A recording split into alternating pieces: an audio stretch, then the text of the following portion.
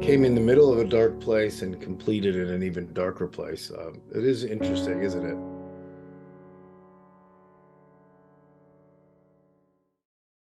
Yeah, October 29th, 1971. He had just cashed a big check. Actually, I think it was for Derek and the Dominoes Layla. At Phil Maurice was just starting to take off. They had been grinding it out for 2.5 years. Their first two albums really hadn't done that much.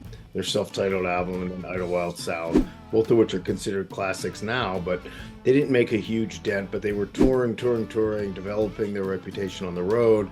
That's why they had the rather audacious idea for a not terribly successful young band to put out a double live album as their third album. And it worked. It was becoming a big hit. Things were looking up. The band had gone through some really difficult times that fall. They were mostly all, starting to get really bad drug problems, heroin specifically. Duane and Barry Oakley and a couple of the crew members had gone up to rehab in Buffalo and came back, and he died.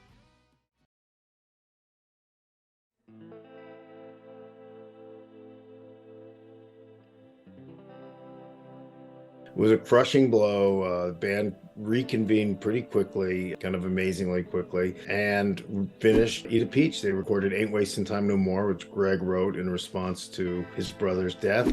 They recorded Melissa, which Gregg had written several years before, but they had never recorded. They recorded Laborers in A minor, and they finished Eat a Peach, and that became quite a big hit. That blows my mind that that album straddles the death of Duane and that the band was able to, without a hitch almost, continue to work. They were able to continue to work without a hitch, or so it seemed, because the one place they could really continue to function well was in music. Um, and that's why they did that. All of the guys in the band have told me that. This is what Gregg said, what Dickie has said, what Butch, Jaimoe, this is the unanimous opinion of the band. They were able to hold it together, keep going, because of the music. If they hadn't played music, they would have completely fallen apart. They briefly had the idea of taking a bunch of time off, and within like a day or two, they all just started gravitating back to their rehearsal space because they wanted to be together. I mean, who else is going to understand the pain they're all feeling other than each other, and how else are they going to work through it other than playing music? The really remarkable part, I would say, is the creativity involved in like in Gregg responding to the death and this tragedy by writing Ain't Wasting Time No More. Recording Melissa, he didn't write it, but I mean, listen to the version of Melissa that we all know and love, and imagine the pain that he was in at the time he wrote that. Right. There's a character in Gregg's songs that recurs who is the Gypsy, kind of. He's a homeless rambler he's a transient guy who goes from town to town. Midnight Rider is the same guy. Is that Gregg writing about himself, do you think? I think it's Gregg writing about himself and romanticizing a bit of what he was going through. In terms of how he felt with Duane, and both of those songs certainly were written when Duane was alive. So I'm not saying this is a direct result of it, but that was Gregg's vision of what he wanted to do. He wanted to be the guy on the road, going from town to town and playing music. I mean, that was his vision of himself, I think, since he was, a teenager. These guys lost their father at a very young age. They really never knew their father. Duane was more than just a brother to Gregg. By dint of their personalities, and Duane was only 13 months older than Gregg, but he was really a father figure. He was commanding, take no prisoners guy who was fine telling people what to do. And Gregg was not, and Gregg needed some direction. He took that from Duane. So when you contemplate Eat a Peach and everything else we're talking about after Duane's death, you have to understand that Gregg was not only in emotional pain from losing a brother that I think any of us can imagine, but also sort of really adrift because the person who was his anchor, his father figure, was gone.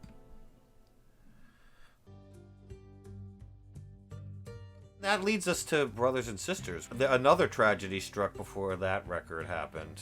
Well, it was while that record was happening. They were underway. They had recorded two songs, which were Wasted Words and Ramblin' Man. They toured for a year as a five-piece, the same band without Duane. And there's some really nice shows. There's some good recordings of them. I find them sad. I mean, I just hear this big hole in the middle. Not everyone feels that way, but that's what I hear.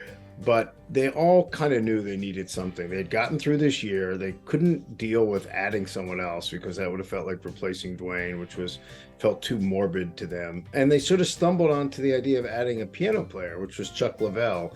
They didn't go looking for a piano player. Chuck was just this great player who was around town. He was a young guy. I think he was 19. And he started working on Gregg's solo album, Laid Back, which was actually begun before Brothers and Sisters, but then ultimately sort of shelved and came out after Brothers and Sisters. It was the sessions for Laid Back, which Gregg started doing, partly because he always had this drive to do a solo album, partly because the band had rejected his song Queen of Hearts, which he really loved and felt strongly about, and partly because he just needed to record. Making music, being in the studio and on stage was Gregg's safe space. That's where he felt okay, and absent that, he was a mess. The band wasn't quite ready to record yet, so he just started working on a solo album. Johnny Sandlin was producing it. He brought in Chuck Leavell, who had already toured with Alex Taylor, James's brother, a Capricorn artist, and Dr. John. And so that's where Chuck came from and how they knew him. Jaimoe was also playing on Laid Back, so Butch and Barry and Dickie would start showing up at the end of the Laid Back sessions, and they would just jam. Well, Jaimoe was already there, Gregg was already there, and Chuck was there, so Chuck would just start playing with them. Les Dudek, who is a guitar player, was around town, would also play. He had moved up there from Florida with the express interest of joining what he thought was going to be Dickie Betts' solo band, because he was sure the Allman Brothers were going to break up. But yeah, so they were doing that, and then it just was really clicking with Chuck. And so Gregg had the idea of adding him, at least to the sessions, if not necessarily as a member of the Allman Brothers Band, but quickly became apparent that that was a good idea. Dickie was the one guy who was a little hesitant. He would call Chuck Chopin and sort of make, right, you know, did he think he was too technically gifted or fancy or something? I guess. I mean, Dickie sort of denies it all now and says that he always loved Chuck. But yeah, there hadn't been a new member of the Allman Brothers ever. At that point, there had only been the original 6 members, so it was a bit of a radical concept. The first 2 songs they cut were Wasted Words and Ramblin' Man. And if you listen to them, their songs are very different. Wasted Words is a Gregg Allman, rock blues, and Ramblin' Man is different than anything the Allman Brothers ever cut before or since, really. And so Chuck's playing, of course, is different on the 2 songs, but bound together by a sort of bounciness and a greatness. It was really apparent right away that it was great. He was really adding something. Barry Oakley had been really in a depressive haze, in really bad shape ever since Duane died, but by most reports seemed to be kind of coming around, that he was energized by Chuck's addition as much as anyone. And they were all feeling pretty good. There they were, 2 songs in, they were rehearsing, they were recording more songs, and then Barry died in a motorcycle accident, very, very close to the site of Duane's accident, bizarrely. Yeah. So what Gregg said is Barry died the day Duane died, and apparently he never was a very good motorcycle driver, and everybody felt like he really never should have been riding a motorcycle. He just sort of picked it up because everyone else was riding motorcycles. He sideswiped a city bus. Ramblin' Man. 100% Dickie Betts song. I just was going through some interviews that I'm going to be using in the audiobook, which is going to be incredible. The audiobook is... You're going to use the tapes? Yeah, I'm going to use some direct quotes from the tapes from everyone. And so I'm really, really excited about that. So I hope those of you who like audiobooks will check this out. This is just a tiny sampling that I just grabbed because it's within my reach. Hundreds of hours of interviews. So Kirk West was the guy who bought the big house brought it from being a private house into being back in the family, and then eventually the museum. Kirk was also the road manager for the band. He was a great photographer. He took a lot of the photos on the wall behind me. Very important person in the band's history. While they were broken up in the mid-'80s, he conducted hundreds of hours of interviews because he was writing a book. He interviewed Dickie, Gregg, Butch, Jaimoe, Bill Graham. I just was listening to Dickie talk about Ramblin' Man. And he had written the song and didn't initially show it to the band because he thought it was too country for the Allman Brothers Band. He was good friends with Hank Williams Jr., and he was going to show it to him and see if he might want to cut it. And somehow or other, the guys heard it, and everyone liked it. So ultimately, Dickie was the only one who thought it was too country for the Allman Brothers Band. They were all really smart because although it was very anomalous for them, obviously it was a great song and it resonated and it became just a huge hit. anyone who is alive and old enough to have been paying attention in 1973 knows. And some of my earliest musical memories was Ramblin' because it was just on the radio constantly. And the radio had a reach then that is hard for like my kids or people who are used to the current listening habits to understand. Things could just be ubiquitous in a way that they aren't anymore. And Ramblin' Man was that. Jessica was probably the song on this record that, as a kid, really resonated with me as being absolutely beautiful. It's a Dickie Betts song, but it's so centered around Chuck Leavell's piano playing.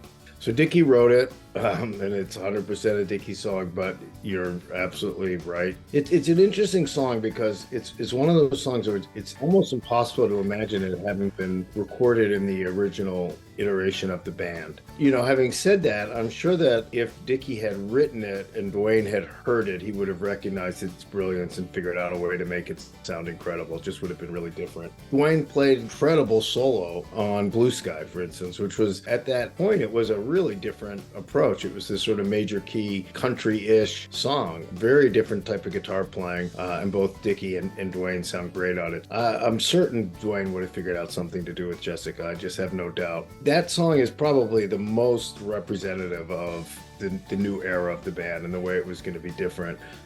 With Chuck and Lamar Williams, who we haven't mentioned yet, but who replaced Barry Oakley as bass player. Yeah, so after Barry died, like, Jaimoe almost wasted no time in reaching out to his old friend Lamar Williams, right?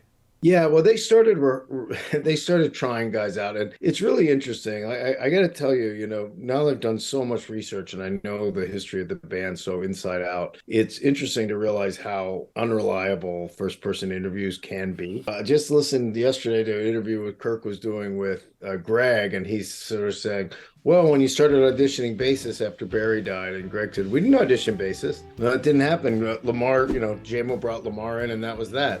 That is not true. They were auditioning bassists. They auditioned, I think, 3 or 4 guys before Lamar had gotten there. Lamar was a childhood friend of Jaimoe's, and he was more than a friend. They were like best friends, and Jaimoe considered him his musical soulmate. They were neighbors down in Gulfport, Mississippi. Lamar was 5 years younger than Jaimoe, but like Duane, who had dropped out of school at 14 and was this preternatural guitar talent, Lamar was this incredible prodigy bass player. He had also dropped out of school at 14 and become like the first call bass player down in Gulfport. He was playing all over the place, including with his father's gospel band and with the R&B band that Jaimoe was in. He was this incredibly talented guy, and Jaimoe taught him the ropes a little bit on how to play gigs because he had more experience gigging. But Lamar taught him a lot about music, specifically about how the bass and the bass drum of a drummer should work together. Jaimoe was more of a jazz guy, and the drumming in jazz is a little more freeform. It's not locked into a groove like that. Right. You hear the term pocket used a lot, and what a pocket really is the way the drummer and the bass player work together and create this groove that drives a song forward. And in blues and R&B and rock and roll, that's sort of usually the essence of a song. And Lamar really taught Jaimoe how to do that. And Jaimoe has always told me that if he hadn't spent all that time playing with Lamar, he never would have been able to do what he did. Before the Allman Brothers Band, Jaimoe was a R&B guy in and out of Macon. He played with Otis Redding. He played with Percy Sledge. He played with Joe Tex, all these R&B guys. And that was all based on stuff he had learned from playing with Lamar.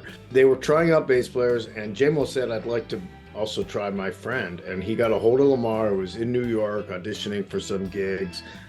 He came down to Macon, and it was like immediately apparent that he was the guy. So they played a couple songs, and then Butch stopped them, Butch Trucks, and said, have you ever played these songs before? And Lamar said, no, but I've heard them.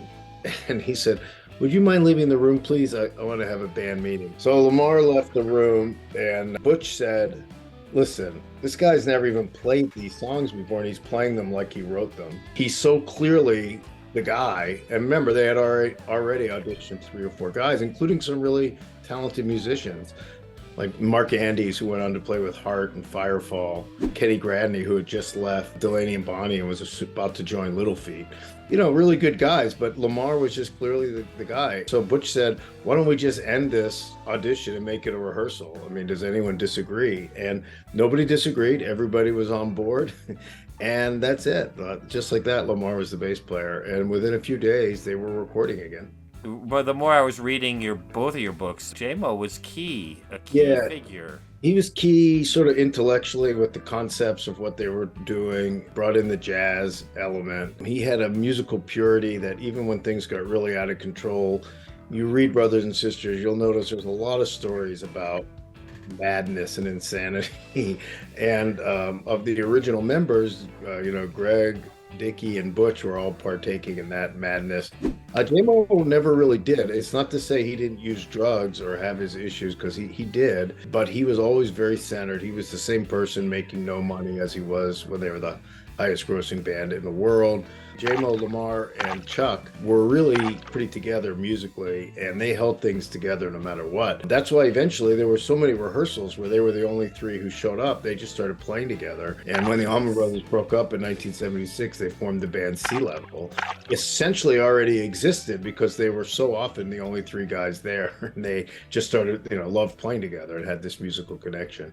So cool. And I mean, I would be remiss if I didn't mention Butch Trucks and the way that they played together, and how Butch would kind of keep the backbeat and allow Jaimoe to stretch out a little more, right? Is that how it? Yeah, that's basically how it worked, but they were constantly swapping parts.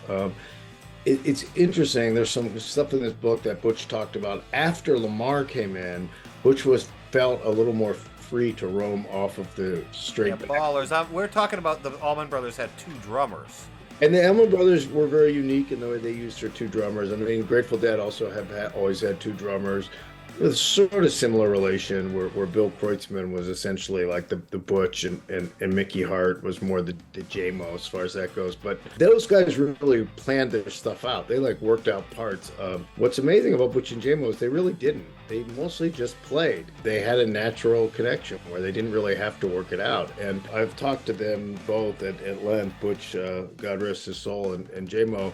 And they both say, well, they're all sort of puzzled why anyone found it so hard to play with two drummers. They both learned how to play really in high school marching bands. And that's sort of how they viewed it. You play a part, you listen, and you play off of each other.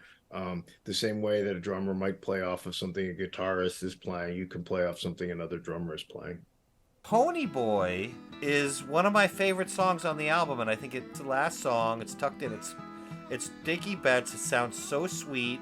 Yeah, it has that just very down-home rural feel. Buddy Thornton, who engineered Brothers and Sisters, told me that Dickie came running into the studio one day, and he said, get two mics, get a vocal mic and a guitar mic. I got something. I got to record it before I forget it.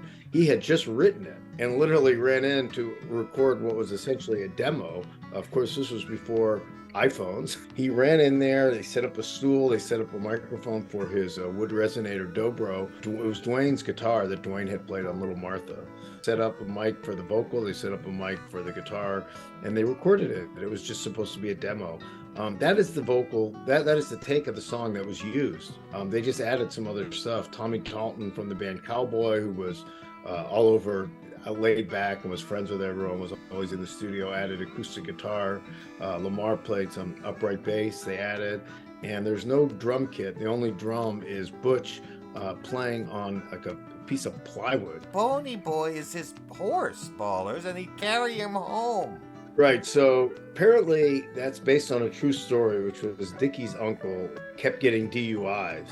And so he would go out drinking. He finally started riding his horse. This is not in the 19th century, probably in the 1950s or 60s. He didn't want to get DUIs, and so he would ride his horse. The story was that he had a horse that was trained how to get home, so that when this guy would pass out at a bar, somebody would throw him over the horse and smack the horse on the butt, and the horse would just walk him home. Pony Boy, carry me home. Pony Boy, carry me home. Ballers, if you dug that, check out this playlist of other Allman Brothers videos. I visit the Big House, and there's another video with Alan where we talk about Duane Allman's early career before the Allman Brothers. Pretty cool.